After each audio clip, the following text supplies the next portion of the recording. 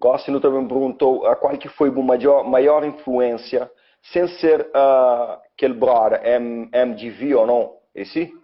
GMV. GMV. Sem ser GMV, qual que sempre Yeah. foi a maior referência de hip hop crioulo? Esse Nesse mano, ouvido, a mim queria com aquela geração de maltas de 2010, 2008, 2009 por aí. Que basicamente quem é? Era a República, Shady B, Central Side, Sté yeah. e Pegs, Rapaz Sem Juiz, por aí, você? E ainda lembro na altura tinha Shady B que tocava chill lá fora, demais, mano. Campeão, Então, campeão. mano, um rapper que sempre me identifica com ele, que não biba demasiado mesmo era Pegs.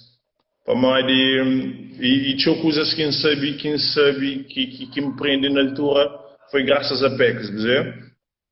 Para mim, Pex, tipo, foi um segundo pai para mim, indiretamente.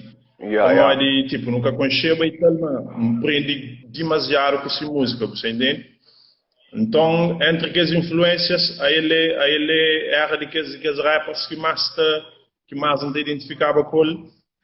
Não te lembra, não costuma sair de picos para somar a pé, só para já um show de hip hop que tinha na somada. Estava pé, que estava Yeah. cheio de bi, estava sem bi, por aí. E depois me bata com as mais maltas, você, bem bata, tem acesso a trabalho de mais rapaz, e Bachart, e Detroit, e enfim, maltas e tio, gosto de limpar que te lembra tudo, mas foi basicamente isso, você. Yeah, campeão, campeão, campeão.